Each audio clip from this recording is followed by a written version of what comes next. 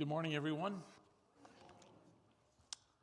What a great message Josh gave last week on selflessness. It was really incredible. I so enjoyed watching it. I wasn't here, I was at a wedding, and I believe that today's message is going to piggyback actually with what he shared. So I want to talk about identity. Identity. Before I do, I want just to pause to talk about our Brag on God Sunday and baptisms. One of the questions that comes to me often about being baptized is this: listen, I was baptized as a baby, so why do I need to be baptized as an adult? And the answer to that question is pretty simple. It's this, is that being baptized as a baby, that was probably a step of faith on your parents more than it was to you, because I've asked most people who've been baptized as babies, so how was it? How did it go? Like, I don't know, because there was no real buy-in from you. It was really your parents, and that's wonderful. But really what baptism is about is if you have made a declaration of faith in Jesus. This is about identity. I am a Christian, and I'm going all in. And in the New Testament, adults were baptized. We don't really find children being baptized. We find adults being baptized. And those who have made a profession of faith. So you have to be old enough to be able to understand what that means. So I encourage you, please sign up for the baptism as well as giving the testimonies. The baptisms are very, very powerful, so I encourage you to do that. And actually underneath the floor here, there's a tank, and that's where we baptize people. So encourage you to take a step of faith and to do that. Believers were baptized. So today, talking about identity. In 2023, Billie Eilish came out with a hit single, "What Was I Made For?" And if you didn't know this, you're just listening to this song with this, it's kind of a melancholic song, and she's got this light, airy voice. And originally it was written for the Barbie movie, which I did not see. And the song basically is played when Barbie's transformed from a doll into a woman and having to face human emotions for the very first time. And so you hear these words that are sung. You know, I used to float, now I just fall down. I used to know, but I'm not sure now what I was made for. What was I made for? And so actually, the first time I heard it on the radio, I'm thinking, wow, who is that? What is that about? I didn't know it had an attachment to Barbie. That kind of throws you off, by the way. But the song basically just kind of grabs you. And in fact, it grabbed a lot of people because in 2024, it climbs to the #1 single on the adult pop chart. But when she was asked about the song, this is where the tie-in was for me, she said in some ways it represented her own identity crisis. You see, she went on she went from this idyllic, can do no wrong kid into a young adult life where she had to face some really challenging things. So maybe you've asked the question, what was I made for? Who am I? And you know, the answer to that question, who am I, that really depends on where you are in your season of life and things that are happening. I mean, listen, there are so many different ways to answer depending on the context. Who am I? Well, I'll tell you what, when 6 days after graduating from college, I became a husband. I was 21, and who am I? I was clueless, I'll tell you that right. I don't know. I found out that there's really a difference between men and women, right? And that, yes, men may be from Venus and women from Mars or whatever that is, but I'll tell you what, we have to learn how to live on Earth together. So that was a challenge. And then later on, who am I? I remember asking that question when I became a pastor. Because actually, I was studying music education at the time, and I did my graduate work in choral conducting. So I thought, listen, this is what I'm going to be doing for the rest of my life. This is my purpose in life, conducting. God had a different idea of what that conducting was going to look like. And through a series of God-directed circumstances, I became a pastor. And so one of the things that pastors do, at least they did back then, is we went to these conferences. And so I'd go, I'm 21, and I'm going to this conference, and I'm with these other pastors, and these pastors are seasoned. They know who they are. And they're these people who know the scriptures so much better than I. And they knew about churches and church leadership so much better than I. And I would go to these conferences, and I have to tell you, I felt this insecurity, like, what on earth am I doing here? What was I made for? Was I really made for this?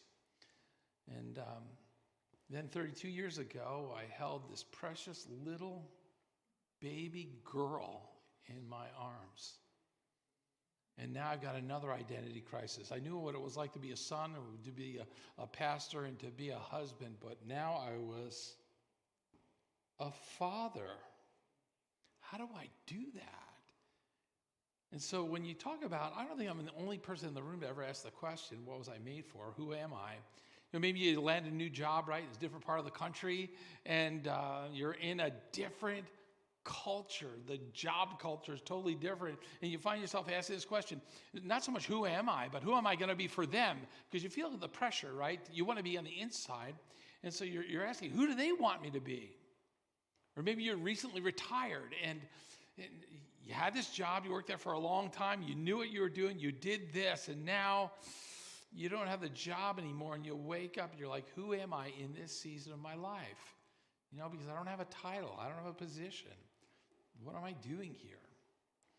And so maybe an injury happened to you, and that injury affected you. It was beyond your control. Now you're asking the question, no, I can't do what I did before. Who am I? And then there are those times in our lives when we've done some really stupid things, maybe some foolish things, maybe some wrong, maybe some illegal, immoral things. And you're saying, it's like something you didn't even think you were capable of doing. You're like, who am I? Who am I really on the inside? So I think that life poses a series of these identity crises. Some are like with a capital I, like, whoa, this is really difficult to deal with. And some are just like the lowercase identity crisis. So I think that even though identity is like a hot topic right now, I need to let you know identity is something that's been around probably since the beginning of time. And the reason why I say that is because there's something unique about the time that we live in right here and now about who am I and the question of identity.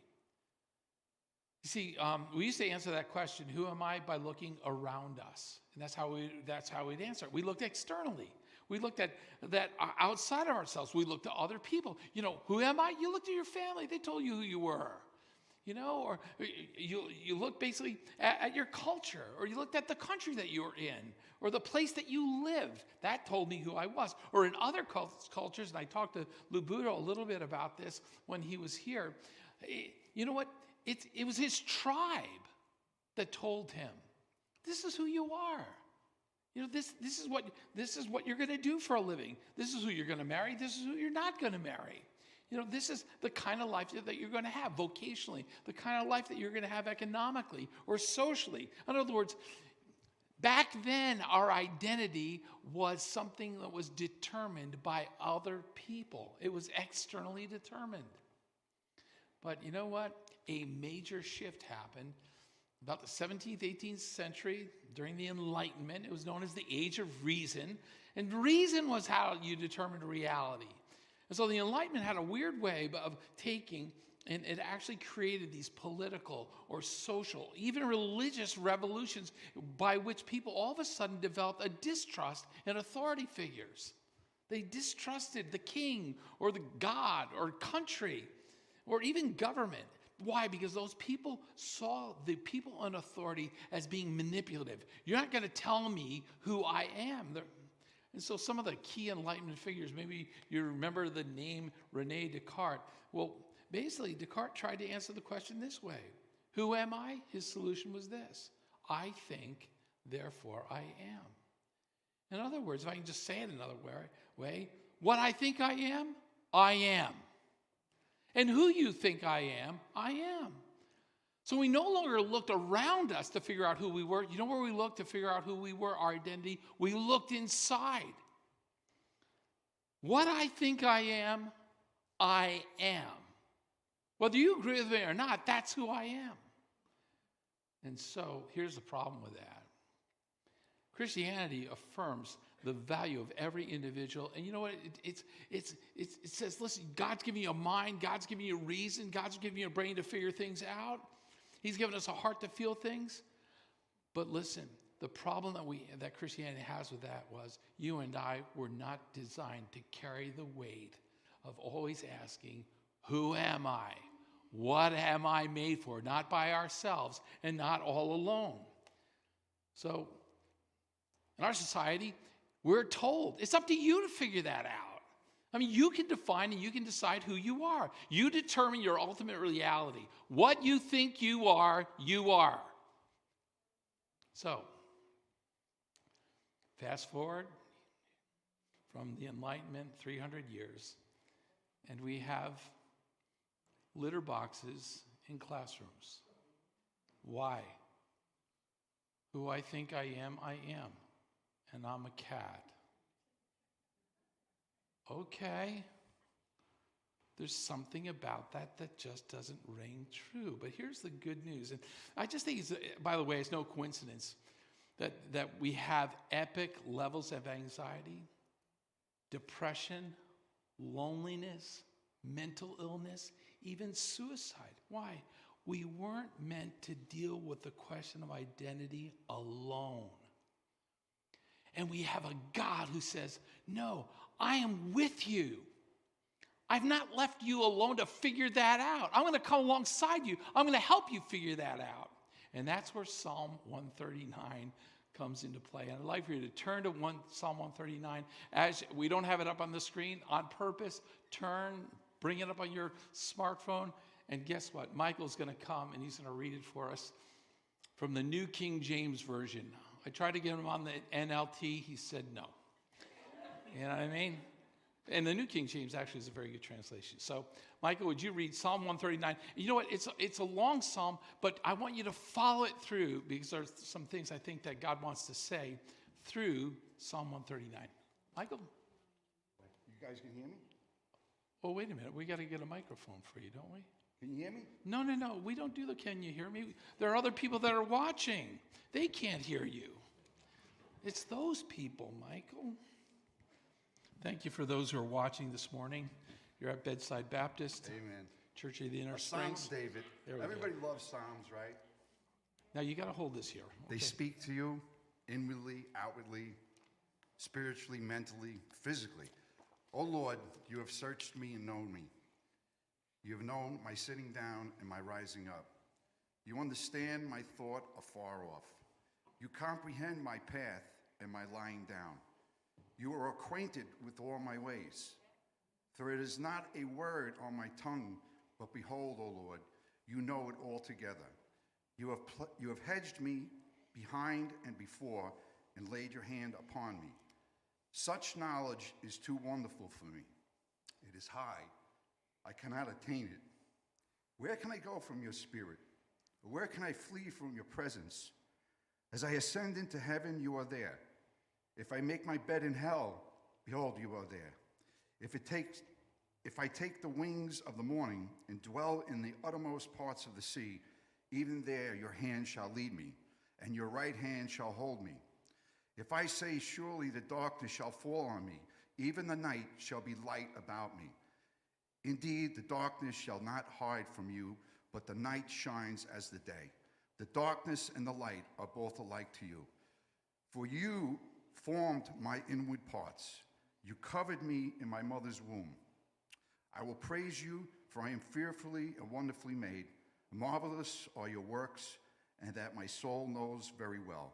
My frame was not hidden from you, when I was made in secret and skillfully wrought in the lowest parts of the earth. Your eyes saw my substance, being yet unformed, and in your book they were all written, the days fashioned for me, when as yet there were none of them. It is long. How precious also are your thoughts towards me, O God. How great is the sum of them. If I should count them, then they would be more in number than the sand. Think about that one. When I awake, I am still with you. Oh, that you would slay the wicked, O God. Depart from me, therefore, you bloodthirsty men, for they speak against you wickedly. Your enemies take your name in vain. I do not hate them, O Lord, who hate you, and I do not loathe those who rise up against you. I hate them with perfect hatred. I count them my enemies. Search me, O God, and know my heart. Try me and know my anxieties. Right? And see if there's any wicked way in me, and lead me in the way of everlasting. Amen. Wow, thank you, Michael. That was great.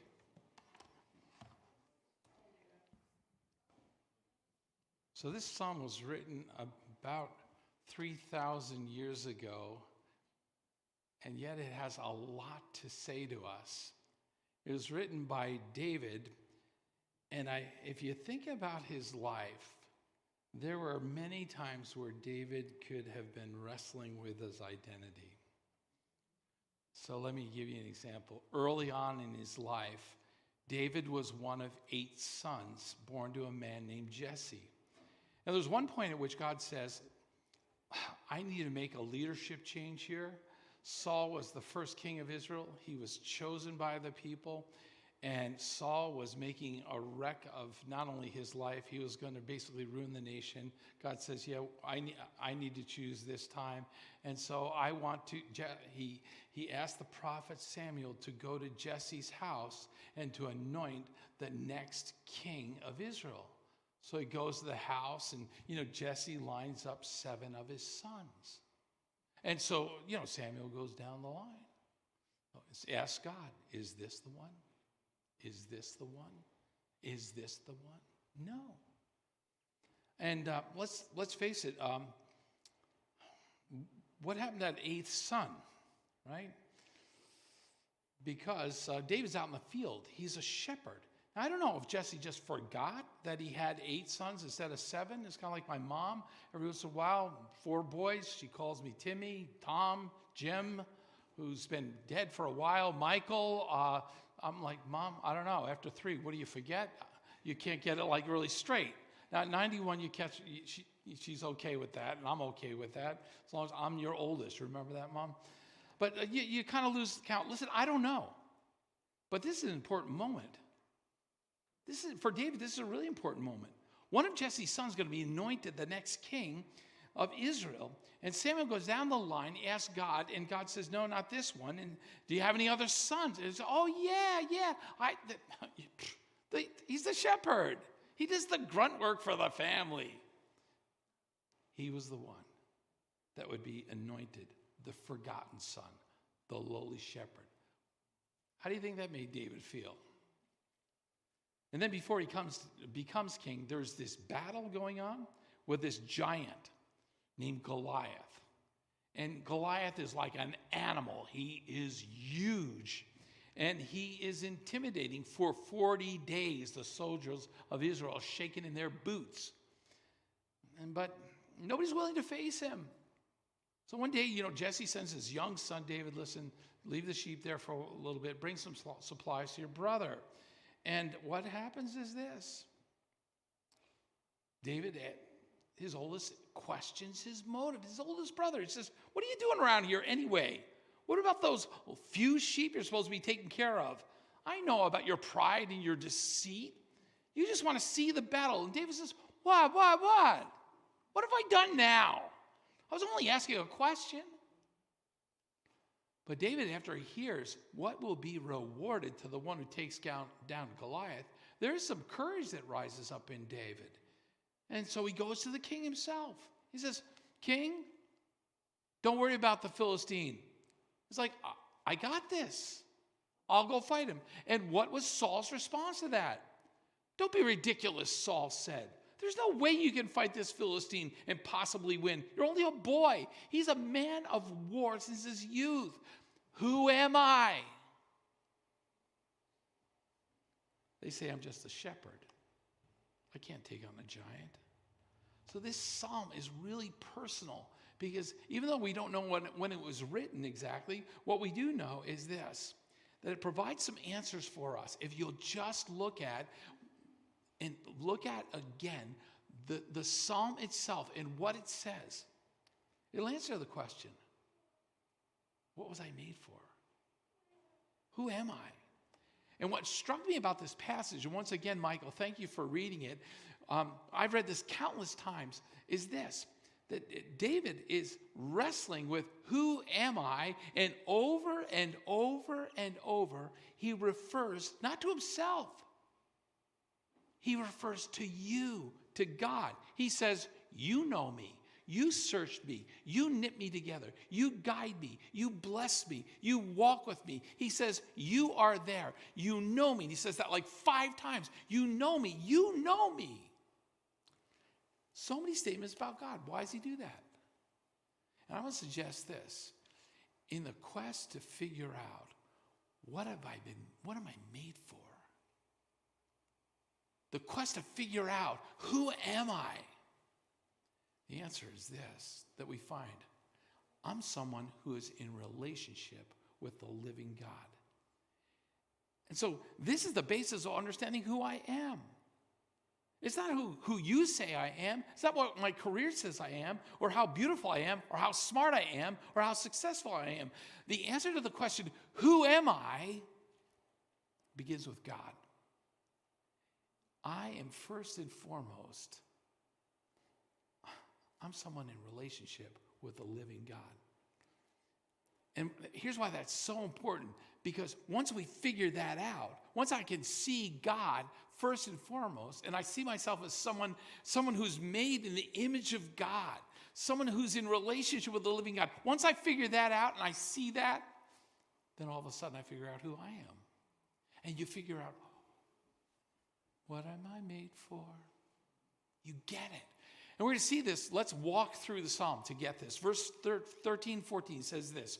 You made all the delicate inner parts of my body. You knit me together in my mother's womb. And here's how he sees himself. He says, thank you for making me wonderfully complex. Your workmanship is marvelous, how well I know it. So he's saying this.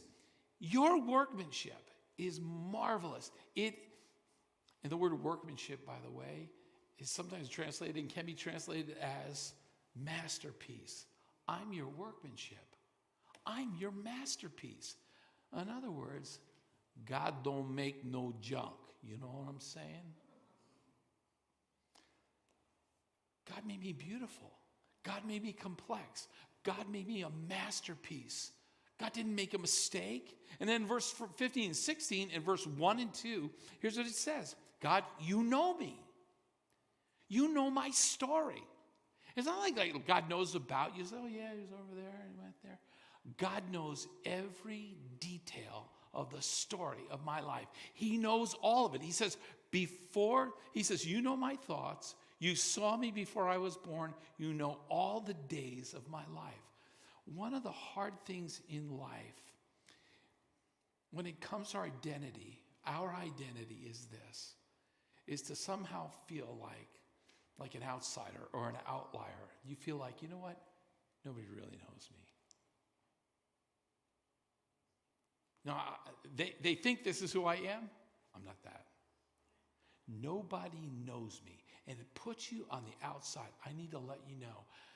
David finds in God, he gets that answer. You know me. I am known by God. Every detail, every moment is known by him.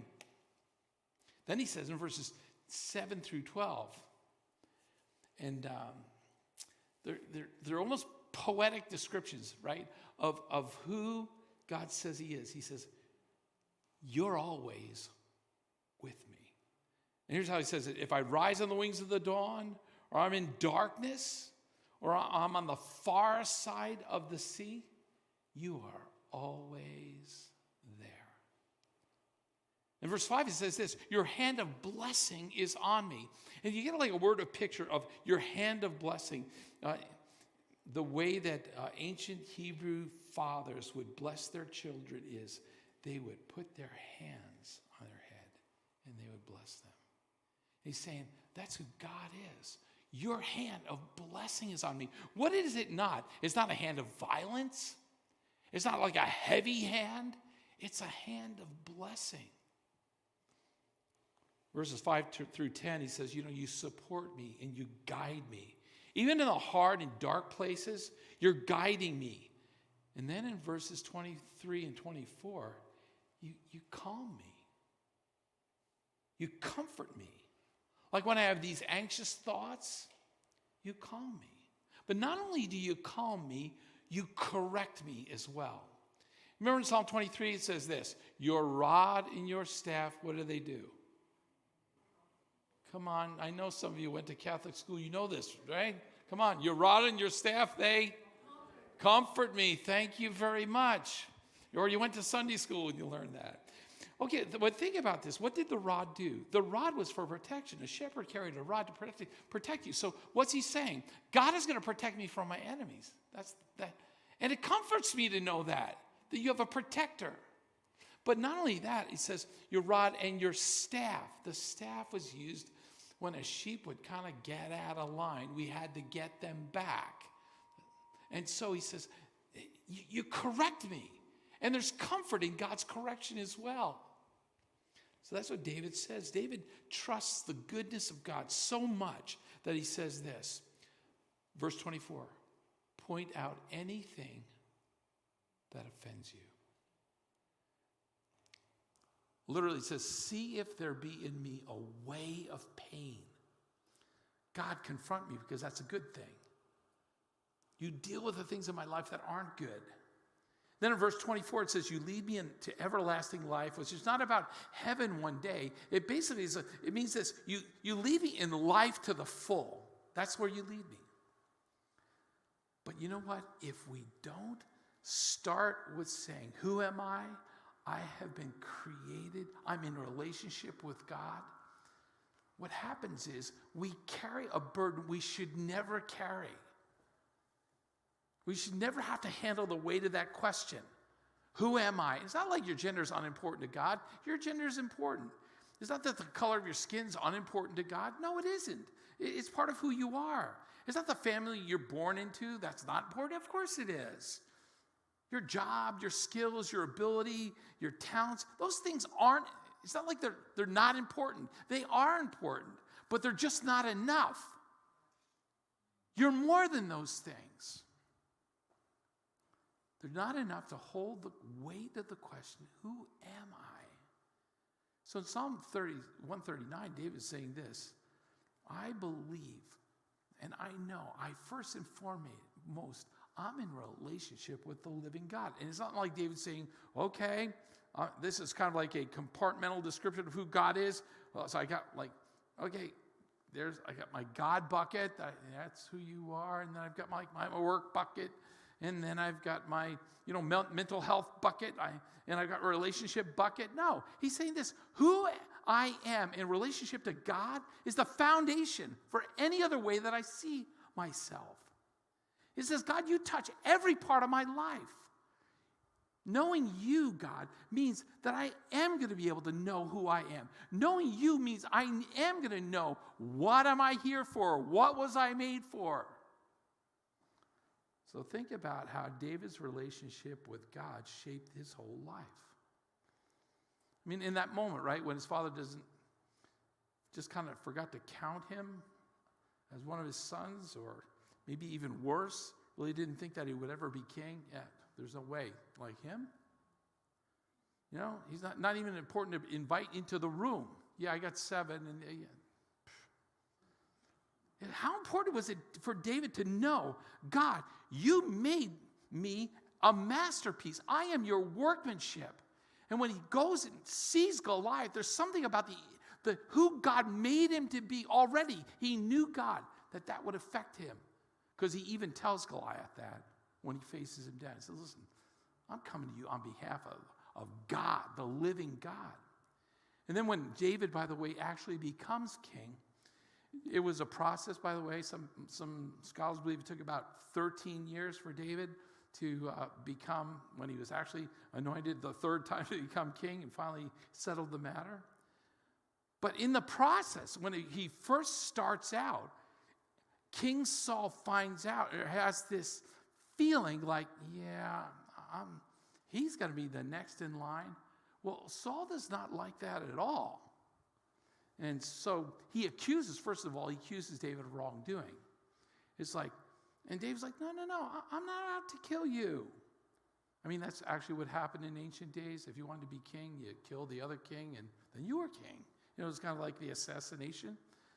So David's hunted by Saul, and he finds himself in caves. And he's saying, Saul, don't you get it? I'm not going to do anything to you. You're God's anointed. Until God sets me apart, I'm not touching you.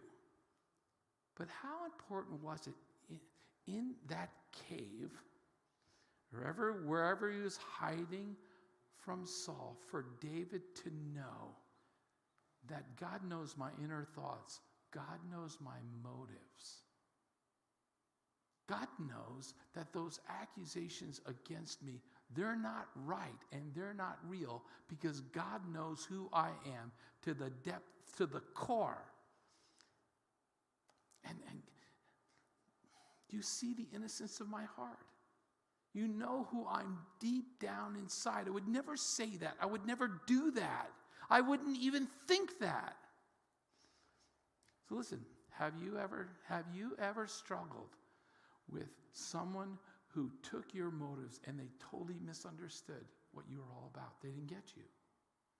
And yet they accused you. How important is for you to know God knows your motives. God knows your inner thoughts. God knows who you are. You would never say that. You would never do that. God knows. See how important it is that you know that God knows. And David knew that. And then when, by the way, when David actually becomes king, how important would it have been for David to know, with the weight of the nation on him, it's God who guides me. It's God who is strengthening and supporting me. That it is God who has his hand of blessing on me. Like that's what it says in verse 5. You guide me, your right hand will hold me. Your ways and your thoughts are so good. But then, when he actually did something that he never thought he would do, when he murdered another man and he took the guy's wife, when he was exposed and he was caught as an adulterer and a murderer, what does he do? He invites God into his pain. That's what he does. Psalm 51 really spells it out very well. But if you just take this psalm, Psalm 139, where he invites God, he says, God, point out anything in my life that offends you. See if there's a way of pain in me. And lead me into your way everlasting. Who am I? At that moment, David must have thought, I never thought I was capable of such evil. But God changed me. God transformed me. Lead me in a better way. And then later on in his life, by the way, when half the nation was against David because his son Absalom wanted to take the throne.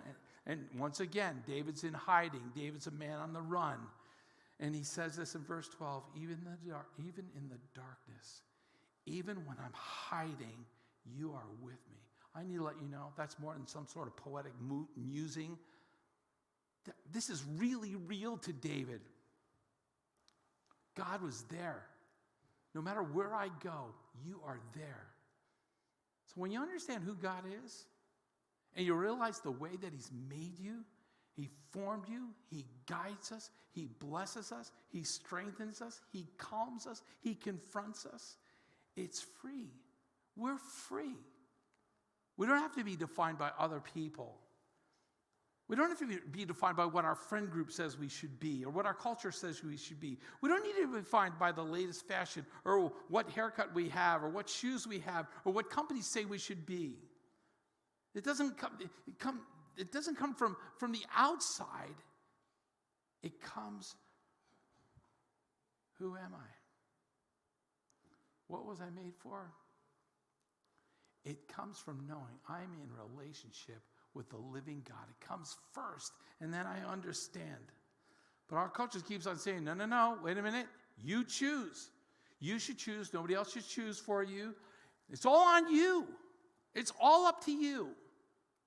But it frees us from being crushed by the weight of having to do that over and over, because we have these identity issues over and over and over in our lives. They just come up. And like David, sometimes I need to let you know, we can get it wrong. We can go off the rails. And we can find ourselves in a ditch saying, I had no idea. I never thought I was capable of doing that. And yet I did it. And we wrestle with our frustration. We wrestle with the anxiety. We're like, who am I? And so, just kind of live in a world that says, hey, son, you made the mess. You better figure a way out of it. And David says this. God knows my mess. And he knows your mess. And he sees where we've gone off the rails. And what does he do? Does he abandon us? Not at all. He knew. He saw every moment in our life was there.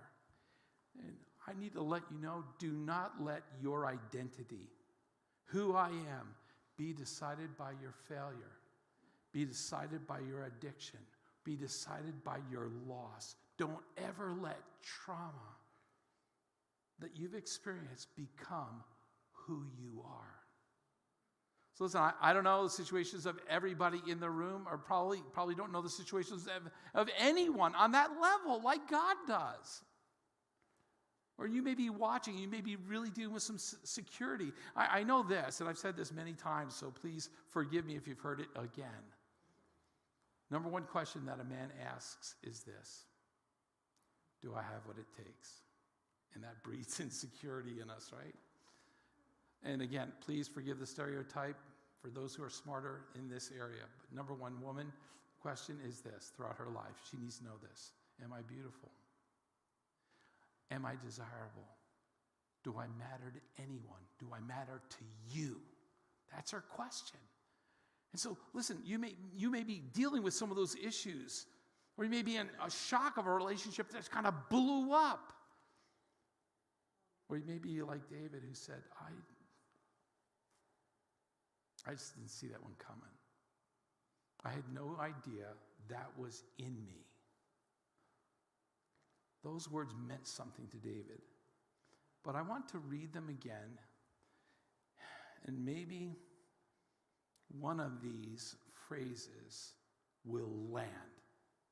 For one of you, one of those phrases in this particular, I want you to listen with your spiritual ears to hear the weight of, who am I? What was I made for?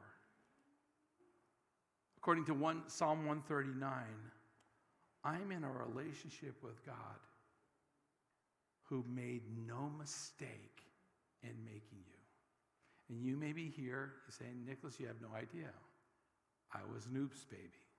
There are no oops babies. Kabish? There are no oopses. Imagine how you start out your life if you think, I was an oops. What an awful beginning.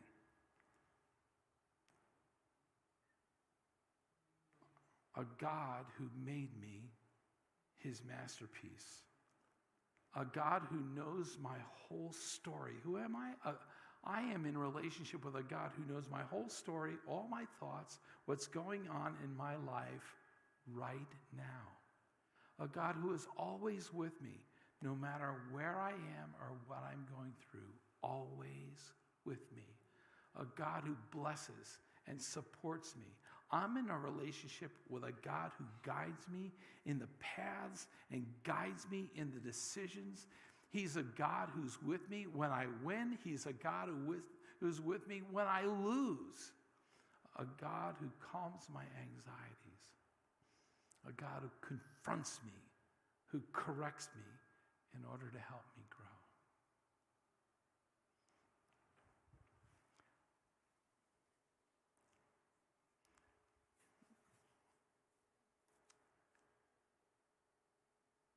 Just ponder the list that's up there.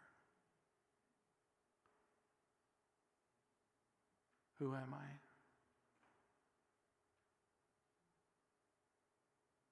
What was I made for?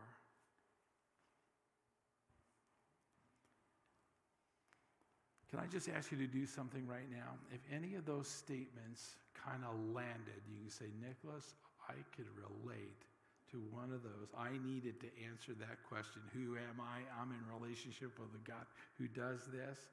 Would you just put your hand up in the air like, yeah, this one hit home.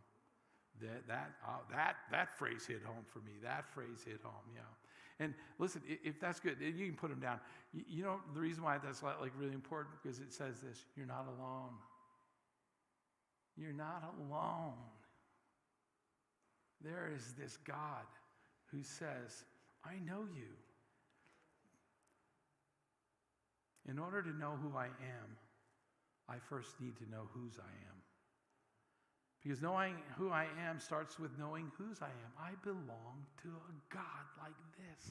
I belong to God. Now, I need to let you know, in the 21st century Western mind, that phrase, I belong to God, really scary. Really scary. You belong to who? We're not supposed to belong to anybody. Is that the whole point? You know, be wary, be suspicious of anyone who claims to have ownership or authority or influence or, wait a minute, they have a say in your life? No. And the truth is, by the way, one of the things that kind of feeds that is many of us have been let down, right, by people who are in authority positions and authority structures, right, in our lives. And they've had say in our lives, whether they're pastors like myself or parents or churches or governments or institution or teachers, whatever. We've all been, in a sense, betrayed by people, and we've been let down then by people who claim to have our best interests at heart. True? True? And so we've been taught to say, be suspicious of anyone. Be suspicious. But here's why you can entrust yourself to God. Here's why you can say, I belong to God. It's a very simple reason why you can say, I belong to God. It's because God needs nothing from you. You know that God does not need for you to go to church. God doesn't need your money. God doesn't need your worship. God doesn't need your obedience. God doesn't need your prayers. God doesn't need your love. You know why? Because God was complete and happy and fulfilled before you even existed and before the earth even came into being. God didn't create us because he needs us. God created us because he wants us. He wanted to be in relationship with you. And all the things that David experienced there, he wants to pour that out on you. He wants to guide you, strengthen you, bless you. Yes, he wants to correct you, but he wants to come alongside you. He wants you to know that he knows that you're the masterpiece. So those are the things that's why you can trust God. Say, Abba, I belong to you. That's the starting point. And Josh, so beautifully today, the worship team just let us in on who it is. Say, how do I know what a relationship with God looks like? You say, I'm in a relationship with the living God. What's that look like? And here's what it looks like. Jesus. God didn't leave us guessing. He said, Jesus is what a relationship with me looks like. Because think about what Jesus did.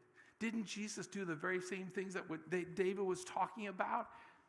Jesus was the one who would bless, who would guide, who would teach, he was never self-serving. Again, you talk about selflessness. He gave himself for us. And in Jesus, we see a God who didn't live for himself, he lived for others. He offered correction and peace and change and forgiveness. Jesus demanded nothing from people. He refused political power. He refused influence. He refused to make a name for himself, using those people to make a name for himself. He never did that. He needs nothing from us, and yet he wants these things for us. He wants us to be in a relationship with God, and he just simply invites us, would you place your trust in me? That's what it means to be a Christian. We place our trust in God and we say, I am going to give my life to you. You lead, I follow. And I trust you to forgive my sins. That's what it means to be a Christian. So I'd like the worship team to come, and they're going to play a song for us as they close. And would you just stand? And just begin, as you do, just begin to thank God for who he is in your life.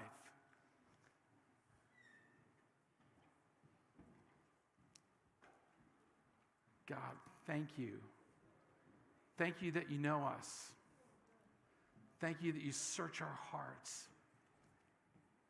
Thank you that you support us and you guide us and you bless us. Thank you for calming my anxiety, the anxiety that I have right here and now.